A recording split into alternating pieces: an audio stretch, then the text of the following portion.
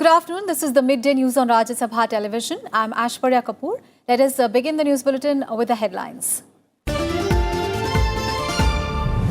BJP exists because of Karyakartas, not because of any family or money, says Prime Minister Narendra Modi at a rally in Odisha's Sundargarh. Targets the opposition, says Congress and allies have been discriminating against Eastern India for decades.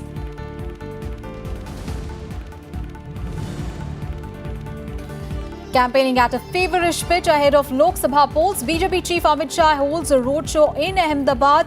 Rahul Gandhi and Mayawati campaign for their parties in Uttarakhand.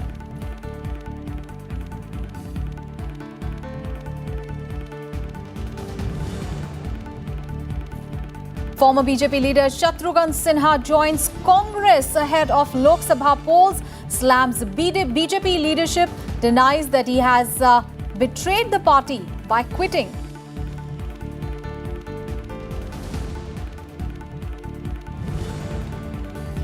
And new hopes and happiness, Ugadi or Gudi Padwa marking the beginning of new Hindu lunar year being celebrated today. President and Vice President greet people. President Kovind hopes festivals will strengthen the bonds of love. Vice President Naidu says that they reflect the composite culture and heritage of our country.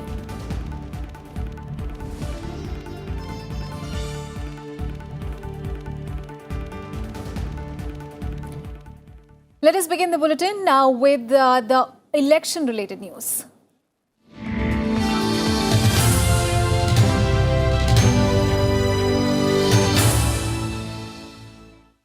Prime Minister Narendra Modi addressed an election rally at Sundargarh in Odisha today. PM Modi said that the people have to decide whether they want an honest government or a corrupt government in Odisha and at the centre. PM Modi said that the Congress has been discriminating against the entire Eastern India for decades and that BJD is doing the same to Odisha. He said that he was confident that lotus will bloom at the centre and in Odisha as well. PM Modi also said that his government killed terrorists by getting inside their houses, while the previous government could not even think of surgical strikes. Addressing the rally on BJP's Foundation Day, PM Modi also said that BJP exists because of its hard-working workers and not because of any family or money. Odisha गरीब नहीं है, ओडिशा के लोगों में सामर्थ्य की कमी नहीं है, यहाँ संपदा भी है, संसाधन भी है और संकल्प को पूरा करने वाली ये मेरे उड़ीसा की जनता जनार्दन भी है। अगर यहां कुछ नहीं रहा है तो वो है सही नीति नहीं है और सही नीयत नहीं है। बीजेडी की नीयत सही होती तो किसानों को उनकी उपज की लागत का 1.5 गुना समर्थन मूल्य मिलता जो चौकीदार ने तय किया है। अगर बीजेडी की नीयत सही होती तो यहां के करीब 50 लाख किसानों को जो हजारों करोड़ रुपए सीधे खाते में आने थे उसको रोका नहीं जाता। And Prime Minister Modi will also address a public meeting in Sonpur in Odisha. Election to the 14 Lok Sabha seats and 147-member Odisha Assembly will be held in 4 phases starting from 11th of April. The Odisha rallies will be followed by a public meeting in Balod district in Chhattisgarh.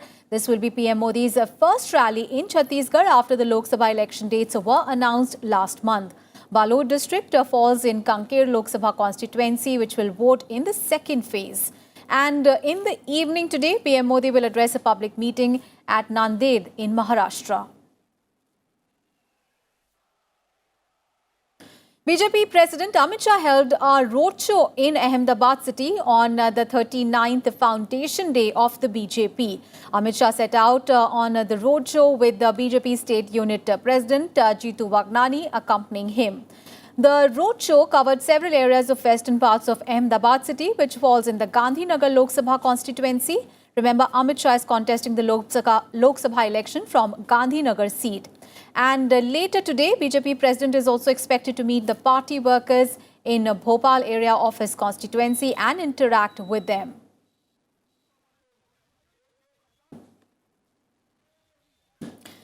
With less than a week to go for the Lok Sabha elections to begin, political parties are going all out to woo the voters. Congress President Rahul Gandhi is campaigning for his party in Uttarakhand today. He will address public rallies in Pauri, Garhwal, Almora and Haridwar. Rahul Gandhi and UP Chairperson Sonia Gandhi will also hold a public meeting at Talkatoora Stadium in New Delhi.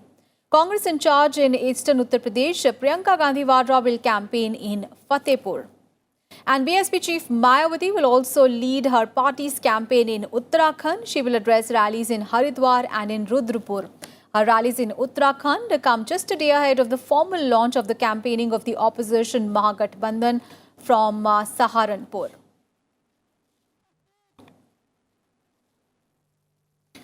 Former BJP leader and MP from Patna Sahib, Shatrughan Sinha, has joined the Congress party today. Veteran actor turned politician joined the Congress party in the presence of Congress General Secretary K.C. Venugopal and Randeep Surjewala. Last week, the 72-year-old had announced his decision to quit the BJP and join the Grand Old Party.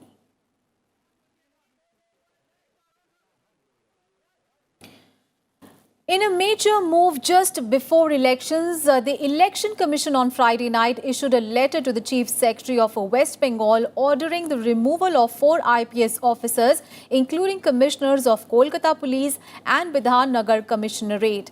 The Election Commission transferred Kolkata Police Commissioner Anuj Sharma and Bidhan Nagar Police Commissioner Gyanwat Singh. Compliance report in respect to the joining of the transferred officials will be sent to the Election Commission within the next 24 hours. The EC also directed that the present incumbent officers being shifted to should not be involved by the state government in any election-related duty. Meanwhile, the opposition parties in West Bengal have welcomed the Election Commission's move. BJP National Secretary Rahul Sinha said that this would gain the confidence of the voters.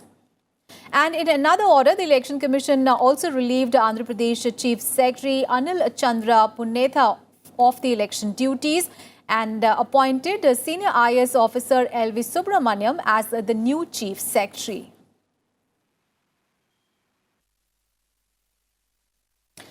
And here is our special report. Migration in the hill state of Uttarakhand is one of the main election issues that the ruling BJP will be facing in the upcoming Lok Sabha election. While the BJP says that the state is witnessing reverse migration, the Congress claims that the migration issue still remains. Our correspondent Ravindra Singh Shuran brings us all the details. Ever since its formation in 2000, Uttarakhand has been combating its biggest challenge in migration. The National Human Rights Commission has also expressed concern over the growing number of people leaving the state. The BJP came to power in the state with the promise of tackling the issue. But Chief Minister Trivendra Singh Rawat claims the problem is not as grave as it was believed. जो भारतमाला परियोजना है, उसके अंतर्गत 700 kilometre की जो हमारी सीमांत की सड़कें हैं उनका हो रहा है। भारत जो सेतु भारतम योजना है उसके अंतर्गत हमको अनेक पुल मिले हैं। एग्रीकल्चर के क्षेत्र में 1500 करोड़ का हमको ऑर्गेनिक के लिए एक पैकेज मिला है। 700 करोड़ का हमको परंपरागत खेती के लिए मिला है। 3340 करोड़ का एक पैकेज हमको समेकित सहकारी कृषि के लिए हमको मिला है। तो इन सब चीज़ों से देखिए, जब गांव में रोजगार मिलेगा तो पलायन रुकेगा। होम स्टे की योजना हमने राज्य में लागू की है और हमने ये भी तय किया कि 2020 तक हम 5000 होम स्टे राज्य में तैयार करेंगे। The Chief Minister says the state is in fact witnessing reverse migration. He asserted that a large number of youths are quitting their jobs in cities like Mumbai and Delhi and returning to Uttarakhand for work. In 2017, the Human Rights Commission held the state government and its policies responsible for migration in Uttarakhand. It said in the 16 years of the state's formation, 3,000 villages had turned into ghost villages. सरकार ने न रोजगार देने का काम किया, न पलायन रोकने का काम किया। जो सबसे बड़ा महत्वपूर्ण था, हरीश रावत जी के कार्यकाल में पलायन रोकने पर एक कार्य योजना हुई थी कि हम निश्चित तौर पर गार्ड गदेरों से ऊर्जा का स्रोत पैदा करेंगे। हम हरियाली के तौर पर हम पेड़ पौधे लगा करके वहाँ के लोगों को रोज़गार देंगे। हमने कहा था हमारा गांव हमारी सड़क के रूप में हम वहाँ विकास करेंगे। तो वो इस सरकार ने ठंडे बस्ते में कर दिया। Chief Minister Rawat claims his government is working to end migration with initiatives like providing better health facilities and even connecting remote villages to hospitals. According to him, the state government is also providing more job opportunities by introducing promotion of organic vegetables, fruits and plants. Ravindra Singh Shiorans report for Rajya Sabha TV.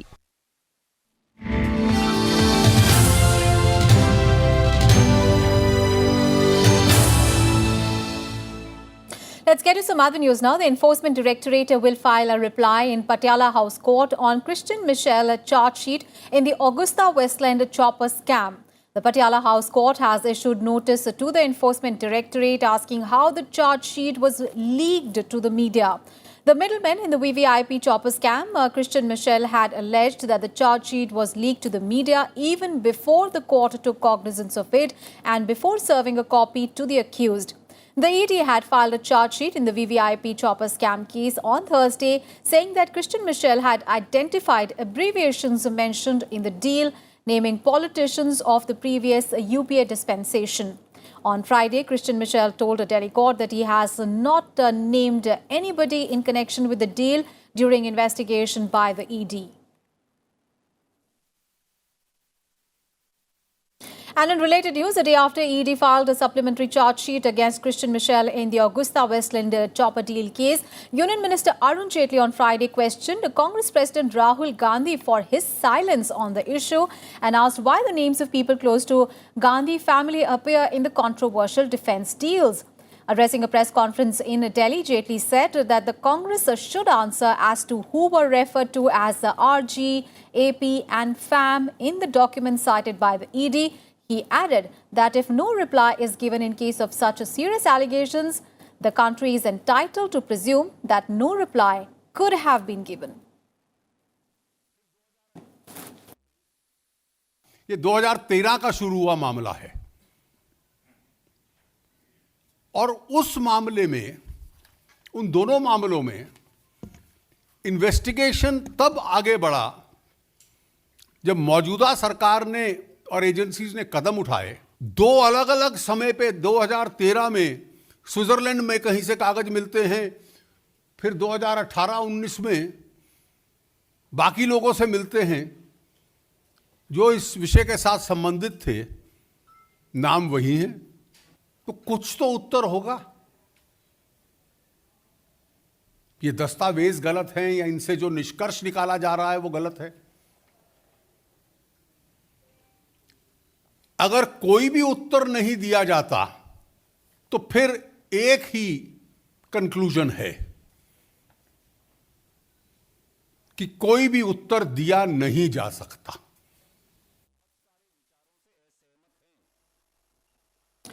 Meanwhile, the Congress party has termed the ED's supplementary charge sheet in the Augusta Westland VVIP chopper scam a cheap election stunt to divert the people's attention. Congress leader Ahmed Patel has said that he has full faith in the judiciary and the truth shall prevail. न्यायपालिका है, जाएं करें, हम दोषियों तो हमारे सामने कार्रवाई करें। ये जुमलों की बौछार है, चुनावी माहौल है, तो चुनावी माहौल में बारिश तो होनी है। कहीं उनके मुद्दे चाहिए, मुद्दे कहीं किसी से उपस्थित कर रहे हैं और ये कर रहे हैं। And the BJP is celebrating its foundation day today. The party was established on 6th of April 1980. After 30 years, the BJP is the biggest political party in the world with over 11 crore members.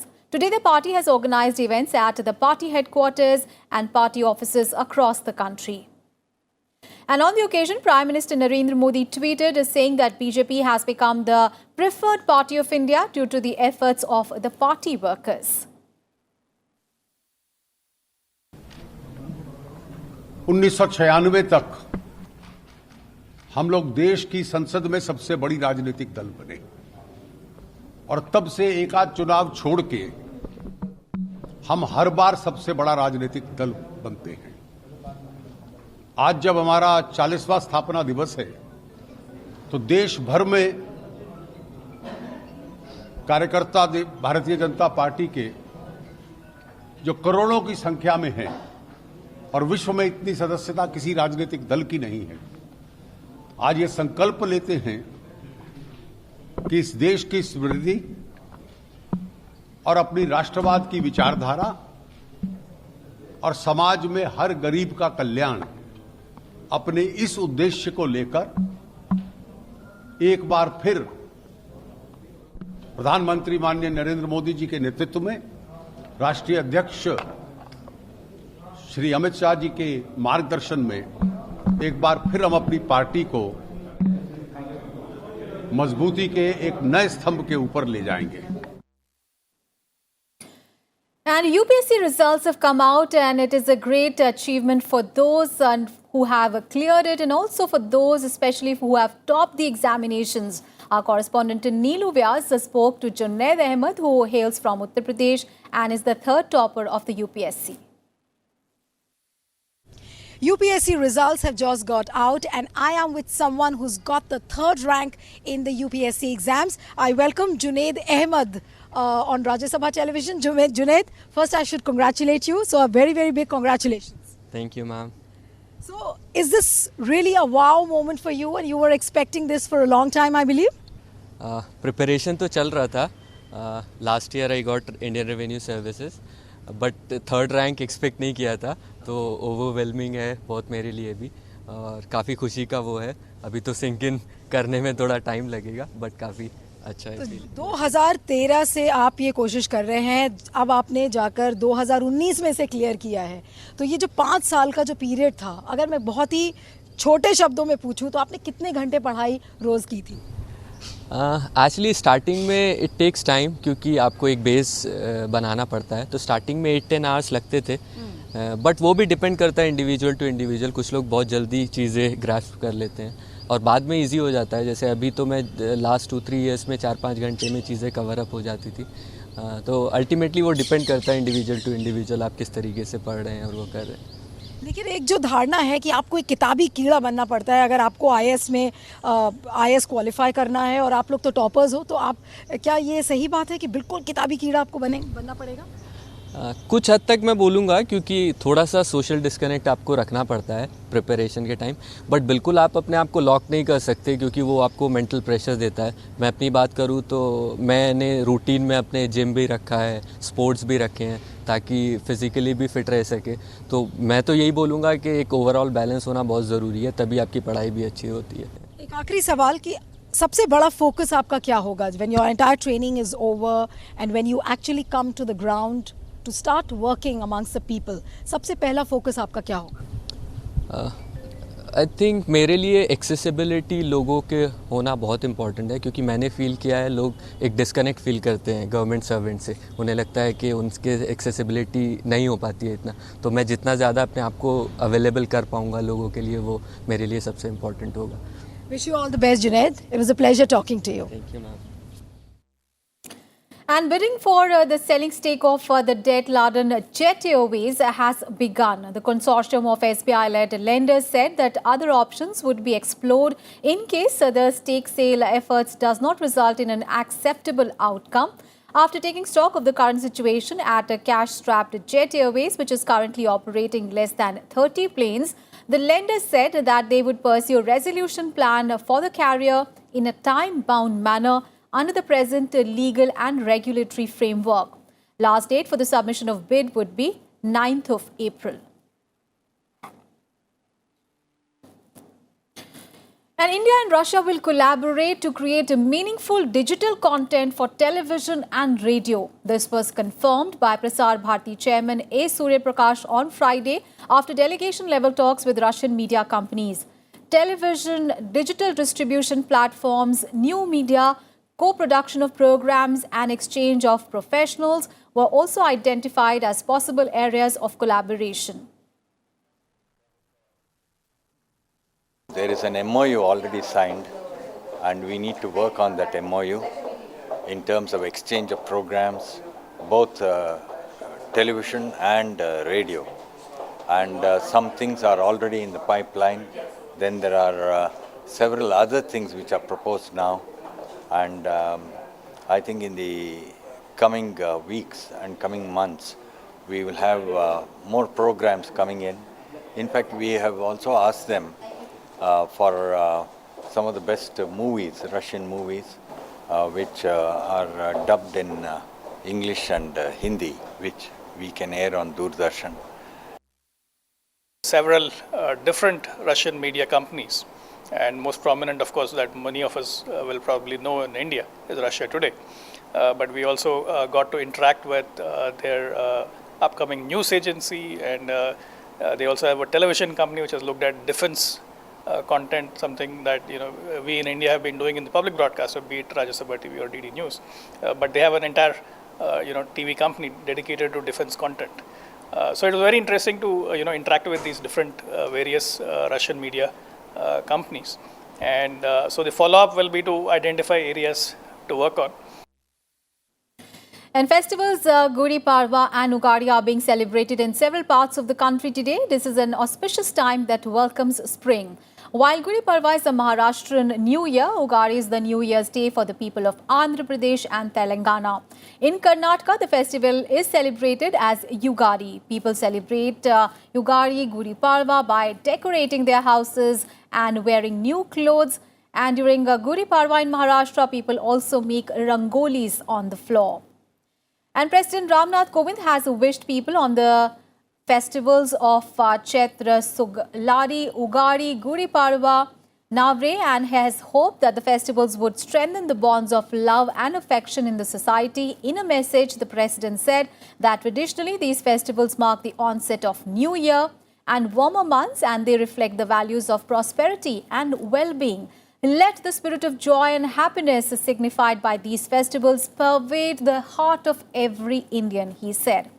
And Vice President M. Venkaiah Naidu has also congratulated and greeted the people on the joyous and auspicious occasion of Ugadi, Gudi Padwa, Chaitra Sukladi and Cheti Chand. In a message, he said that all these festivals celebrated across the country with different names and customs mark the beginning of traditional New Year and reflect the composite culture and rich heritage of our country. Ugadi marks the beginning of the new year and brings new hope, new joy and happiness, he said.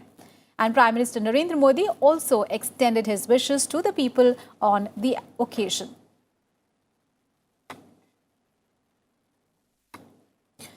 International news now. David Malpass, a top US Treasury official in Donald Trump administration, was unanimously selected as the new president of the World Bank.